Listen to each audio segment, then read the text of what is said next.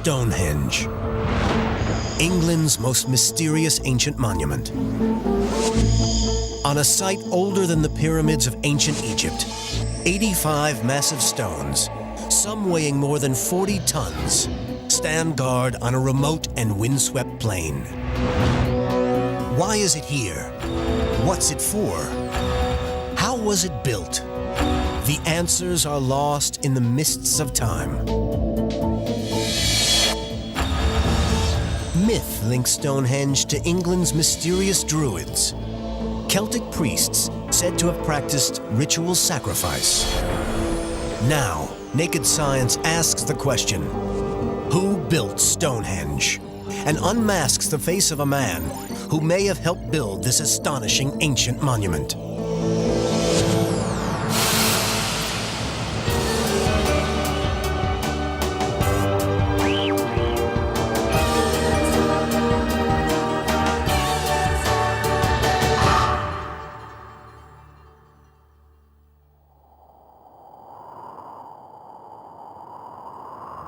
Forget Manhattan's skyline, or the stone-carved sculptures of America's Mount Rushmore.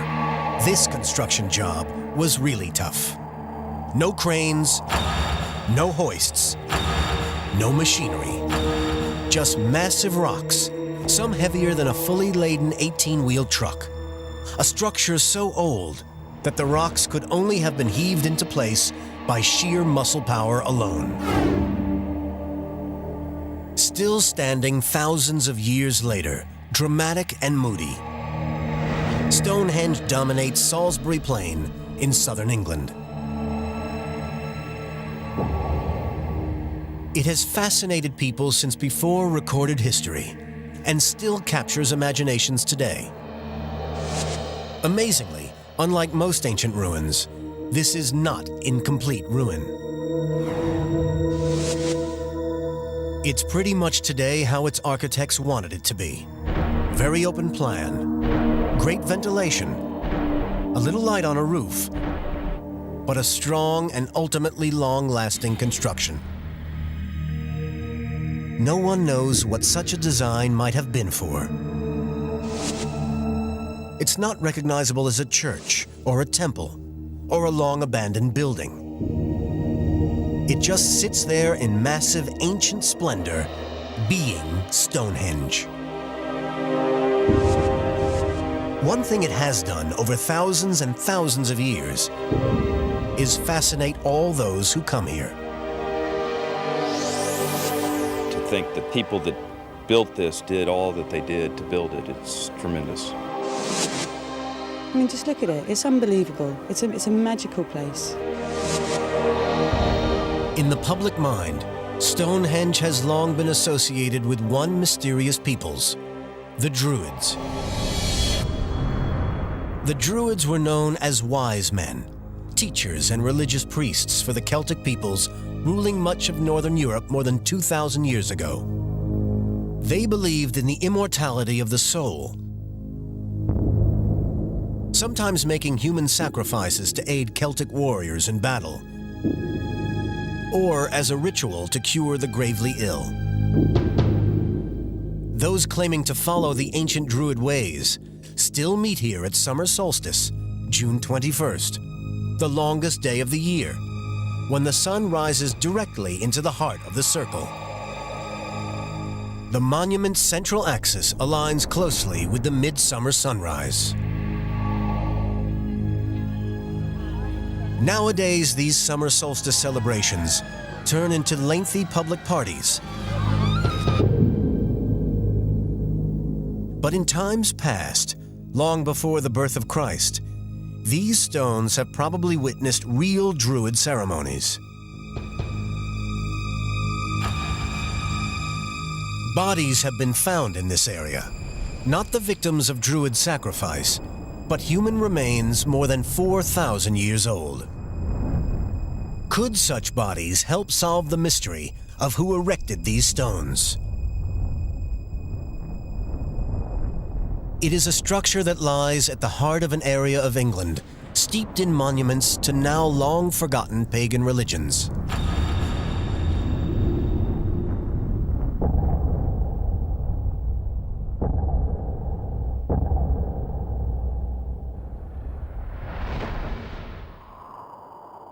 this mystical heartland of England, there seems to be an ancient association with circles. Mounds that are circular. Circles of rocks. Shapes from our distant past. And even today, mysterious links seem to flourish. The area is famous for crop circles, incredibly complex patterns appearing literally overnight in cornfields. People marvel at huge crop circles, made in the dead of night by a secret network of hoaxers, though some still credit their creation to alien visitors. And yet, however intricate and huge the crop circle designs become, none can rival the mysteries of Stonehenge. The design evolved over many generations. First, a circular ditch and bank, then a second phase of timber structures. The third phase saw the arrival of stones, some then repositioned over the years. The largest stones are 23 feet tall and weigh more than 44 tons. That's the same as 6 double-decker buses. In total, more than 1,500 tons of rock, the weight of 10 steam locomotives. Perhaps most amazing is the precision with which it's been built. Some believe that the massive stones have been carefully aligned with stars in the heavens, a distinctly non-pocket-sized astronomical calendar. At some stage in its creation, the circle of upright stones was topped by huge carved rock lintels. These huge lintel stones are nearly perfectly level, despite being built on sloping ground. Within this sits a circular arrangement of smaller uprights known as bluestones. And in the middle is a horseshoe of the largest of all the stones, a series of 3 slab constructions known as the trilithons. Stonehenge is unique. Nothing quite like it has been built before or since. But the question remains, who built it? There are a lot of likely suspects. The first Britons at the end of the last ice age were primitive hunter-gatherers. Then came waves of settlers and invaders from Europe and the ancient world. Druids, Celtic priests were preeminent, until they in turn were swept away by the Romans. The empire-building civilization, who 2,000 years ago conquered most of the then-known world. Could any of these peoples be good candidates for the job of the Stonehenge design and construction crew? How can we decipher the available evidence to uncover who was really responsible? The answer? We need some exact dates to weed out the losers. Stonehenge does not give up its secrets easily. But there are clues to be found, if you know where to look, deep under the stones. Early archaeologists found antler horns, pottery, and even human remains in the area. Modern radiocarbon dating offers new and more accurate dates to work with. Superseding less reliable tests of the past, scientists can now test artifacts like this antler horn to tell exactly how old it is.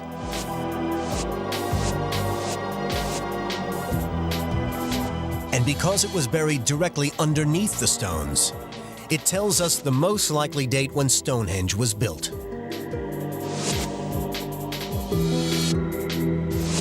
In tests published in 1995, scientists discovered that some previous estimates had been wrong. The final phase of Stonehenge was older than they thought. It was built as far back as 4,000 years ago.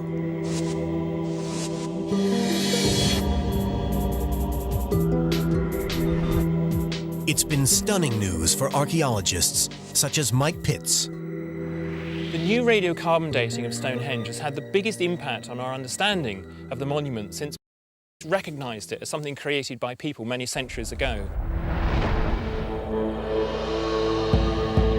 It is the first hard evidence of a date, and it knocks those druids, who only came to Britain around 2,000 years ago, right out of contention. In fact, it eliminates many of our usual suspects. Our search for the builders of Stonehenge needs to travel much further back in time. It's certainly not a Roman building. It isn't the work of the druids, nor those immigrant waves of settlers from all over Europe. Stonehenge is far older than all those civilizations, with the first phase predating the Great Pyramids of Egypt. The tests suggest that Stonehenge is the work of Ancient Britons, a primitive and little-known people. It seems unbelievable. 4,500 years ago, Britain was nearing the end of the Stone Age and the start of the Bronze Age. Its people were hand-to-mouth subsistence farmers, technologically undeveloped, just starting to understand how to work with metal. How could such primitive people have pulled off such an incredible construction project? Could the dates be wrong? Or is there other evidence suggesting these primitive individuals were indeed able to build one of the world's longest-lasting monuments? We hunt out that evidence in the very structure of the rocks, in the construction methods used, and by blasting Stonehenge-like rocks from the hills.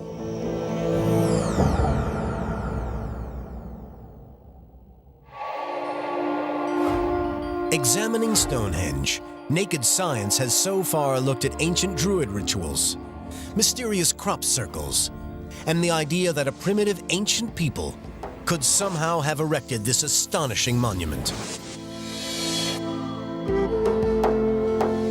Could our Stonehenge builders possibly have been late Neolithic, early Bronze Age man? This was, by anyone's standards, a big construction job.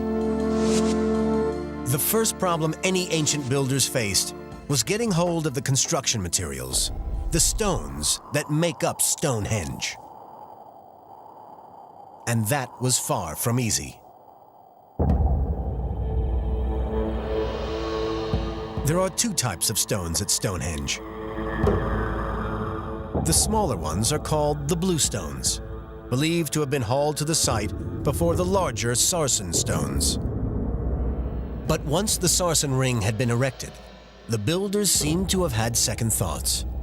The smaller blue stones were repositioned over the years within it. No one knows why. And there is another puzzling question.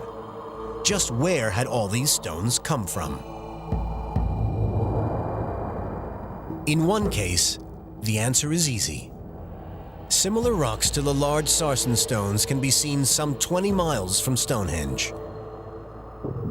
Using manpower to haul the rocks to the site would be tough, but not impossible. But the blue stones are a different matter.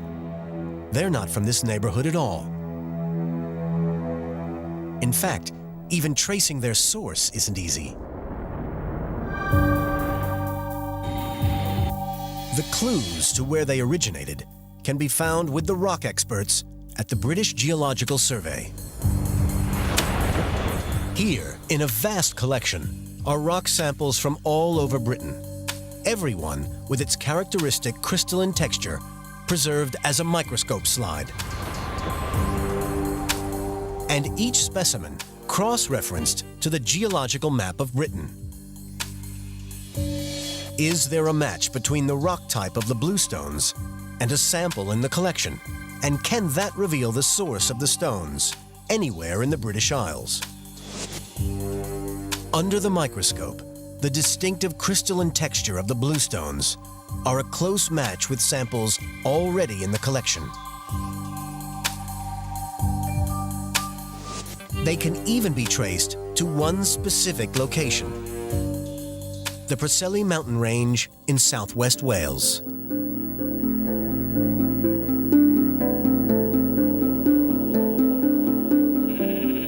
It's a clever piece of deductive science, but it poses as big a riddle as it solves.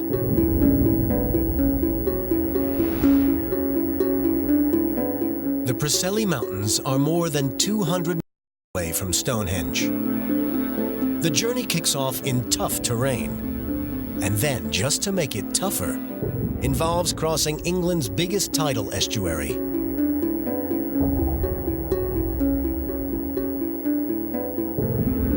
So how could stones weighing as much as 4 tons be carried such a long way with just the primitive technology of ancient Britons some 4,500 years ago?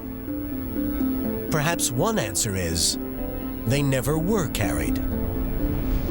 Perhaps ancient Britons just found the stones lying around on Salisbury Plain, deposited there by a powerful force of nature.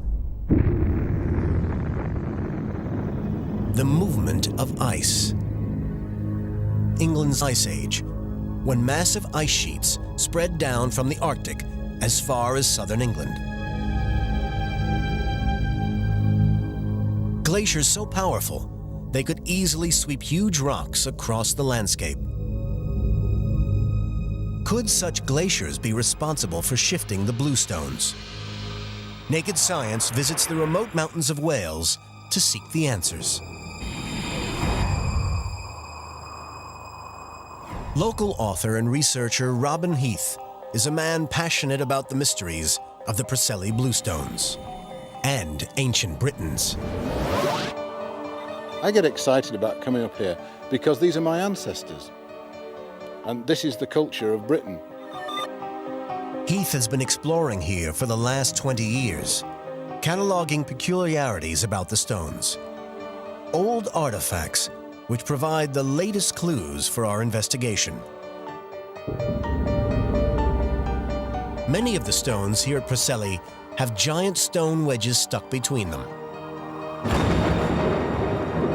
Someone at some time has tried to prise them away from the rock face. And there is even more compelling evidence that these rocks have been shaped and worked on.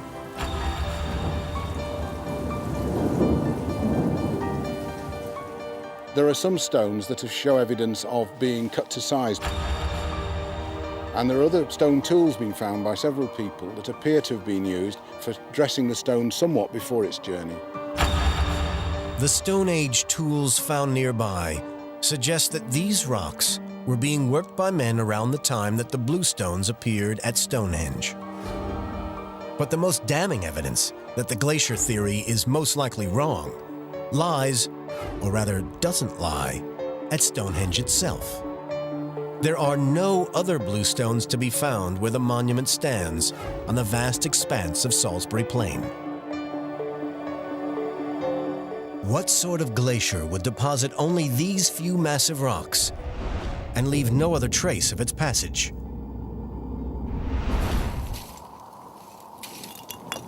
The probable conclusion?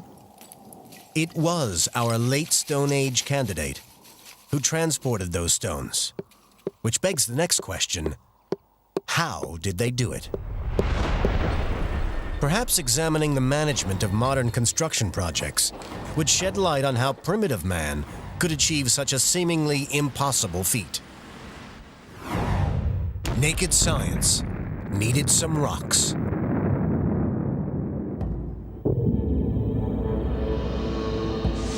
Naked Science is hot on the trail of the people who built Stonehenge. So far, we have learned of a newly confirmed date for the construction of the final phase of this fascinating World Heritage Site. A date which seems to prove that late Stone Age Britons must have built this incredible construction, and that these primitive people were somehow responsible for hauling some of the massive stones hundreds of miles across rough terrain and tidal estuaries. Can naked science help establish just how they achieve such a feat? We call in a professional, an undoubted expert in managing massive-scale construction projects, someone with a passion for both construction engineering and ancient archaeology, a qualified engineer with an interest in Stonehenge, Rick Smales. I got interested in archaeology and ancient construction primarily based on my background in construction and my love of history. And I was always curious, like most folks are, well, how did they do that? Modern United States construction projects may be 4,000 years and an ocean away from Stonehenge. And the tools they use just couldn't be more different. But the basic principles bridge the centuries between them. Well, the first thing that we would look at is the actual site itself. Now, in a normal construction project, when the project is finished, we have as-built drawings that identify everything that was put into the project. In the case of Stonehenge, we obviously don't have the drawings, but we have the actual structure itself. Using Stonehenge's structure as a project blueprint, Smales works backwards to the basic steps required for such a construction task. Step 1. Get your construction materials to the building site.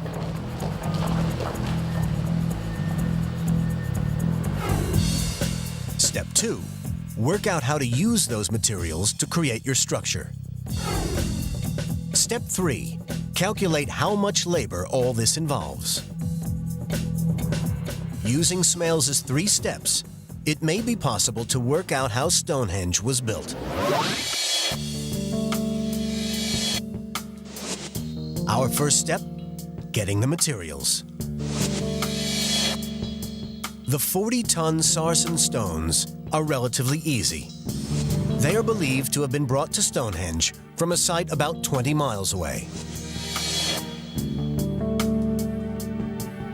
How did ancient Britons move such massive weights?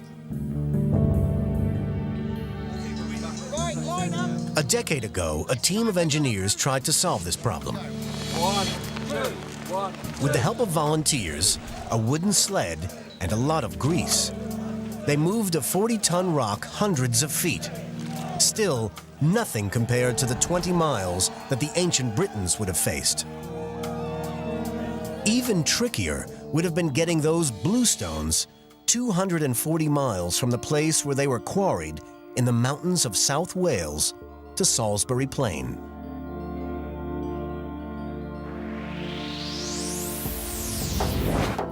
It's something that Robin Heath has a theory about.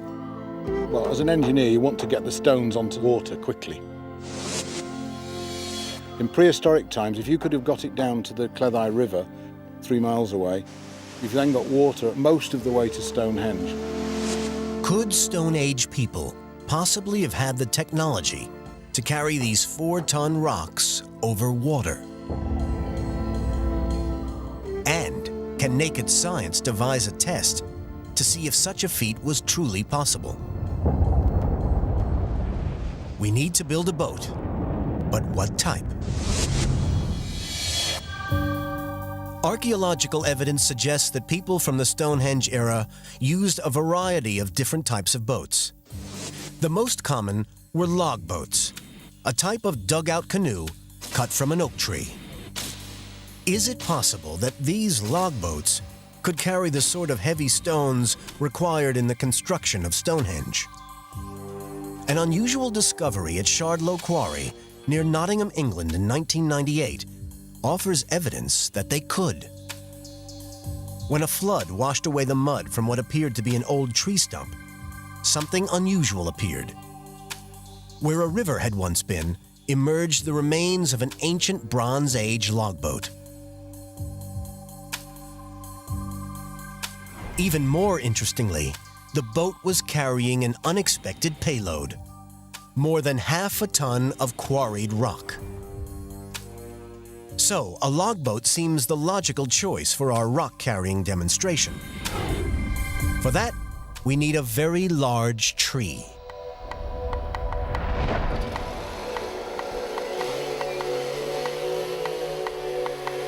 Fortunately, we find foresters culling some older oak trees from a hardwood forest.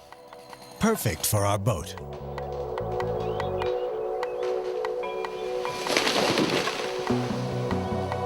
Now we have a log, we need someone to sculpt it into our boat. Not many people make ancient logboats for a living, but Naked Science tracks down ancient woodwork expert Damien Goodburn, who takes up the challenge. What we're setting out to do here, to make a vessel that will carry the stones with the maximum buoyancy and reasonable stability, is to take a pair of dugout boats and link them together with a simple platform of poles, and then the stone will be something like that. So that's our aim. The practicalities of it may be quite difficult, but that's what we reckon should work. Right tools for the job and help from some friends. Goodburn thinks the boat can be ready in 2 weeks. What I have here is a very simple diagram of the boat we're trying to build. A very, very simple shape. The design is straightforward. The log will be hollowed out to form a wide, flat-bottom boat suitable for carrying heavy loads. These will carry the maximum possible cargo on the shallowest possible draft. So it seems to me this could be an ideal early Bronze Age barge for moving heavy weights, which is what we're about.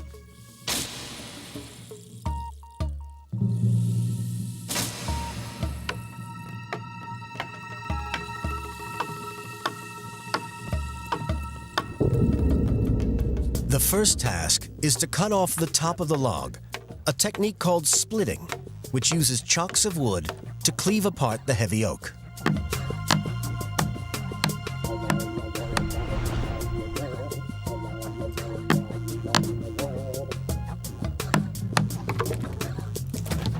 Wind your fingers.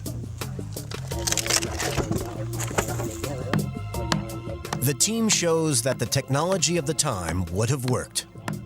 Completing the whole boat by hand would be authentic, but time-consuming. To speed up the process, Naked Science calls in the chainsaws.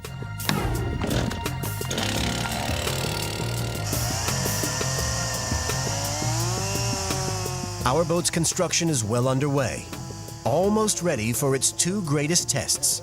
A, will it float? And B, can it carry a Stonehenge-sized stone?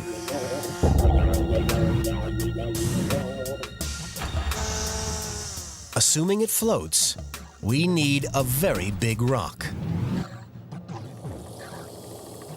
Because the Preseli Mountain is a protected national park, we blast out a boulder the same size and weight as the bluestones from this granite quarry.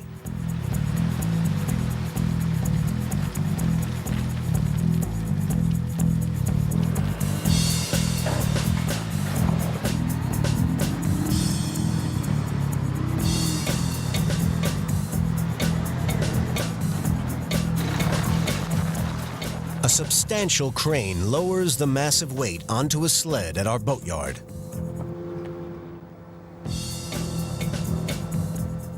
The team suddenly realizes what an immense task they have taken on.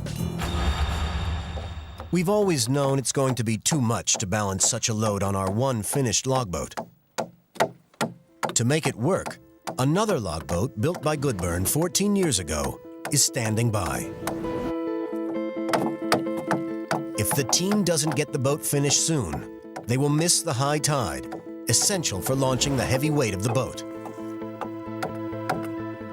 The plan is to lever the boat over oiled skids and slide and pivot it down to the water's edge.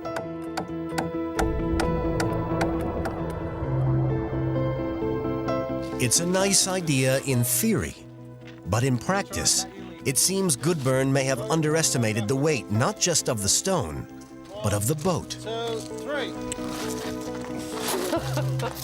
1, 2,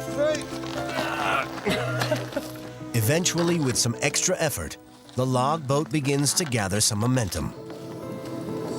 Keep pulling, that's it, stop. Right. But not for long. Look. The team is worried about the jetty not holding up under the 1-ton weight of the boat. These are just fairly rotten 3x2s, and I'm not sure that's going to take a ton weight. Never had this trouble in the Bronze Age. Wasn't any sawn planking.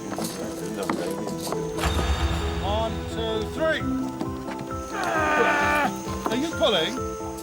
No, we were pushing on these ropes. That's why they. That's why they stayed straight. Okay. Are you ready? Brushing aside the problems with the precarious jetty, Goodburn decides that one last push should be enough to launch the boat, and instructs our chainsaw operator to get in and row. Okay, hold the gun off. Nice one. It might not have been the most elegant of launches, but the log boat now safely floats in the water. But the team doesn't have time to waste. They still need to launch the other boat and lash the two together.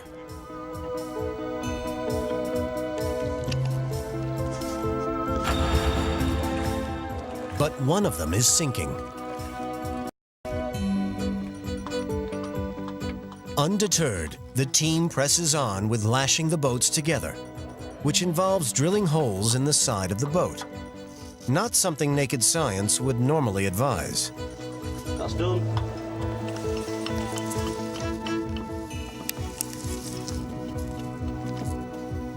With the boat secured, the task of getting the stone on board begins in earnest.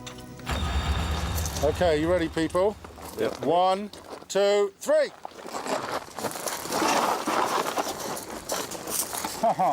Worried that the stone might slide too quickly, Okay, that one should go Goodburn underneath. changes tactics. So try a gentle push on 3, okay? 1, 2, 3. Nothing at all. Well, I think if you put a lever behind that big crosspiece. With the lever in place, the stone begins its slow crawl down to the boats. Next, the volunteers control the weight of the stone as it's placed on a bridge that will tilt it toward the boats. Okay. Okay. As they take the strain, Goodburn's plan is to have them slowly release the sled. Okay, let go on that side a little. Relax slightly. But then, disaster strikes. Let the boat out, please. We need to pull this over now. Let Goodburn is too distracted to notice what has happened. But the stone is still slipping, and he hasn't realized that the sled is now stuck underneath the poles on which it is supposed to be resting. By the time they notice what has happened, the tide has started to turn against them, and a frantic rescue plan is devised. Now, what we really want, if there's any chance on earth that you could pull uphill there. The idea is to winch the sled up, reposition it, and then remove the bridge all before the boat gets grounded. On 3. 1, 2, 3. Yes, enough. Hold it. Lean back. You can't pull if you're vertical. You've got to. The sled is now in the right place, but there is a much more pressing problem. The boats are dangerously close to sinking. They plug the leak with flax and lard, which should last at least a couple of hours.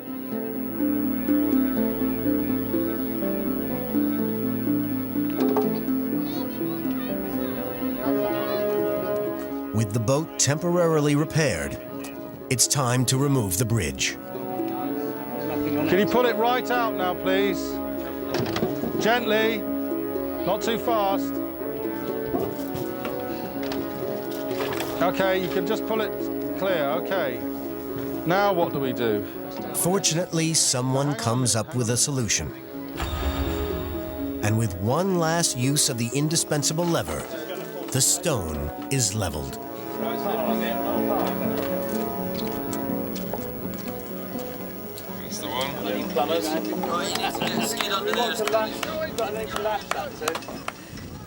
Got some leaking through that peg. Can you tap that in a bit more if I give you this? But only gently, okay?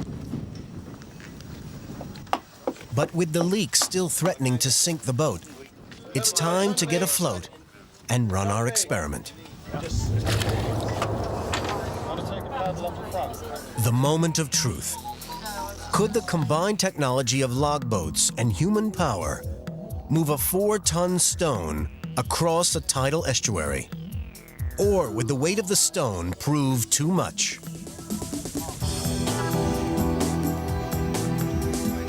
Naked science has finally done it. We have proved beyond doubt that Britons in the period between the late Stone Age and the early Bronze Age could have moved bluestones from Wales to England to build Stonehenge. But we had it easy. We cheated with modern tools to make just one boat, to move just one stone a few hundred yards on calm waters. Our ancient cousins seemingly built boat after boat and moved stone after stone hundreds of miles across open sea.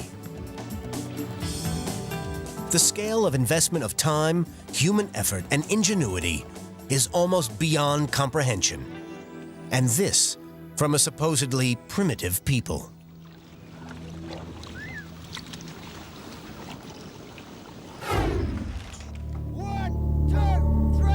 Once the stone arrived on the site, it still had to be raised. This is step 2 in Smales' guide on how to build Stonehenge. Back at the attempt 10 years ago, the team of engineers thought that this could be done most efficiently using a ramp to provide a pivot point.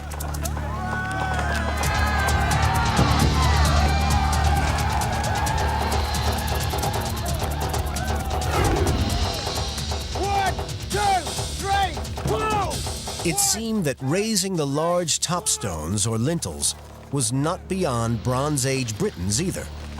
All you needed was a big wooden scaffold. So we had our answer. Ancient Britons could have built Stonehenge with a little engineering know-how and some simple levers and ramps.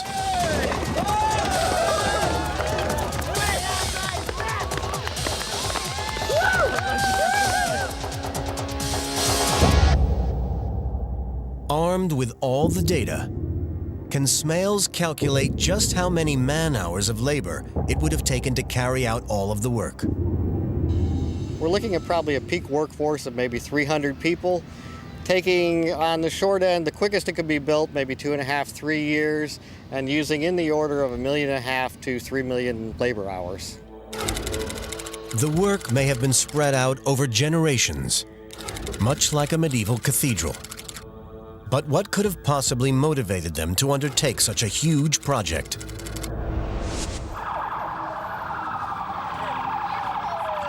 To find out, Naked Science travels to Las Vegas and the University of Nevada to meet an expert in the relationship between architecture and the corresponding societies that create it. Dr. Ronald Smith. As you look at these places, they're reflections of us. They're reflections of a culture, the reflections of emotions that we express. They are, in fact, a study of us. Smith thinks that the way a building is built gives us information about the intentions of the people who built it. So analyzing Stonehenge's size, structure, and shape will help us understand why it was constructed.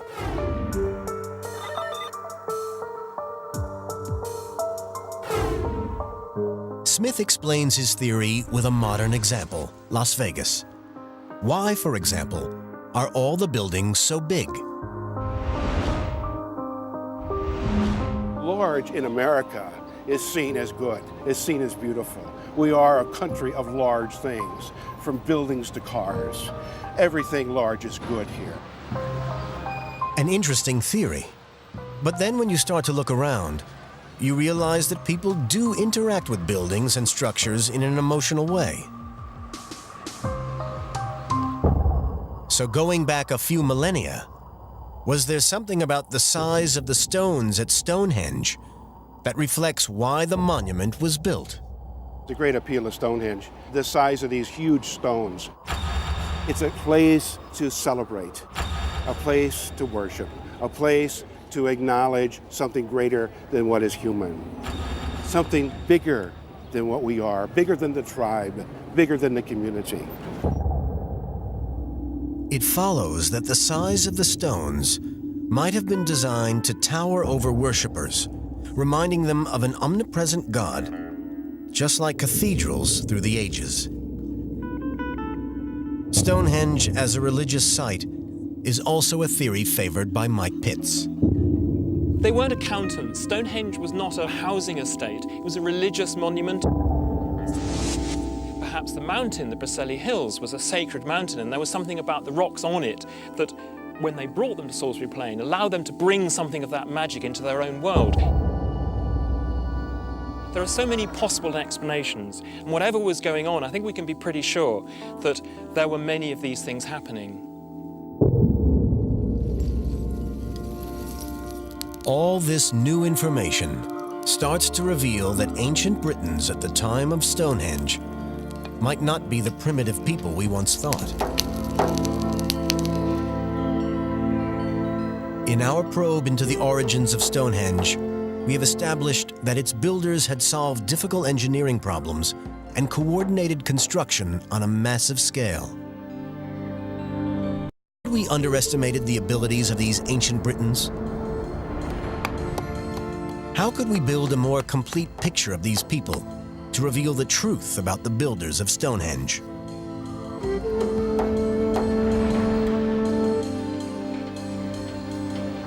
In April 2003, construction workers unearthed human remains at Boscombe Down, just 3 miles from Stonehenge. Flint arrowheads found with the bodies earned them the nickname the Boscombe Bowmen. Could they offer evidence about the people who were alive when Stonehenge was built? They've been studied by Andrew Fitzpatrick of Wessex Archaeology. To start with, it didn't look all that special. It was only as the excavation was done that we realised there was something very unusual about the grave. Skeletons have been uncovered near Stonehenge before, but until now, they have either been foreign visitors or much later bodies buried many years after it was constructed. The new grave was quite different. So what does this excavation reveal? There are hundreds of bones suggesting multiple burials, something not usually known from this period. Who were these individuals? Could their remains hold the key to unlocking the mystery of who built Stonehenge?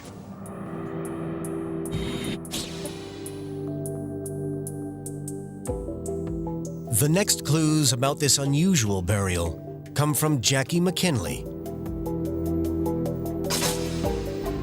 One of the first things I do when I get material like this into the laboratory is lay everything out. And with quite a lot of work, it was possible to work out that we had parts of 7 individuals. But why had they all been buried together? A closer investigation of the bones of the skulls reveals that this was probably a family grave. Unfortunately, the condition of the bones means that a genetic test is out of the question. Is there another way of uncovering the relationship between the bodies? The breakthrough comes from a new test, capable of identifying the likely location where people were born by identifying chemical markers absorbed in their teeth. Could the forensic teeth test tell us if the bodies had come from the same place? The technique traces chemicals taken up by tooth enamel during childhood to reveal where someone was brought up. These traces come from the food we eat, the water we drink, and from the general environment. The teeth enamel is tested for 2 separate chemicals, levels of oxygen isotopes, and the isotopic level of the element strontium.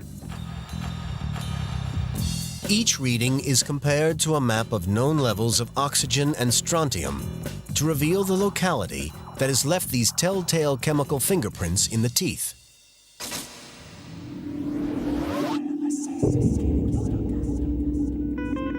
It seems logical to think that the bodies dug up near Stonehenge might have originated in the local area around the monument site.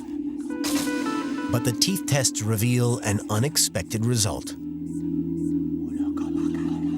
The people buried thousands of years ago in this mass grave had all grown up more than 200 miles away from Stonehenge, in South Wales, from where the Stonehenge bluestones had all been hauled. It's a link that fascinates researchers such as Andrew Fitzpatrick. We think that these men come from Wales, and the obvious thing with Stonehenge is that many of the stones come from Wales.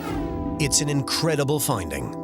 Strong evidence that the men and the stones originated from the same place. A tantalizing suggestion that these bodies were involved in transporting the stones from South Wales, and possibly in the very building of Stonehenge itself. But our quest is still not over. If these men built Stonehenge, can we go just one step further and actually see what the builders of Stonehenge might have looked like? Can we use the technology of our day to breathe life back into the men who mastered the technology of their own day to such monumental effect?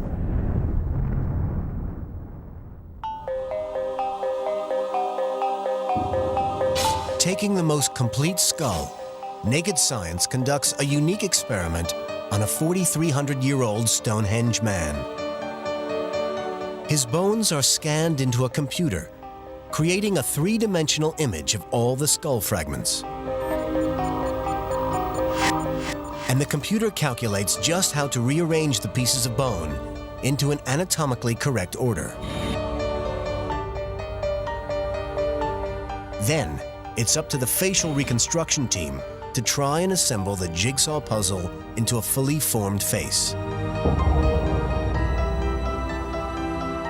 Here at the University of Manchester, experts use this new technique.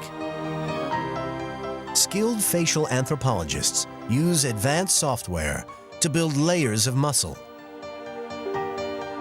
The system allows the operator to feel the contours of the skull, layer by layer, to create a three-dimensional model.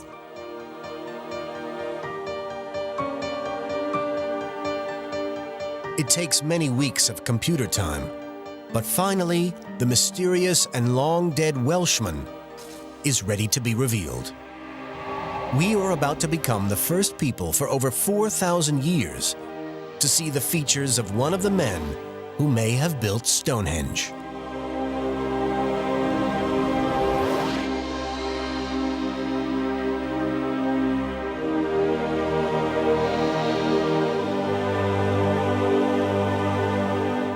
Our quest to uncover the builders of Stonehenge has taken Naked Science from England's Salisbury Plain to the mountains of Wales. We have proved how ancient Britons could have hauled vast slabs of rock miles across land and sailed them across water to construct the monument. Examination of ancient graves has given us a face and shed new light on the origins of the peoples who might have come from far and wide to build Stonehenge. What the new science is telling us is that people were moving about, not just within Britain, but clearly all over Europe.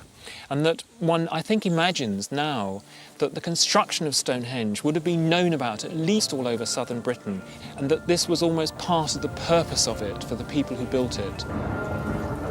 It was a statement about their power.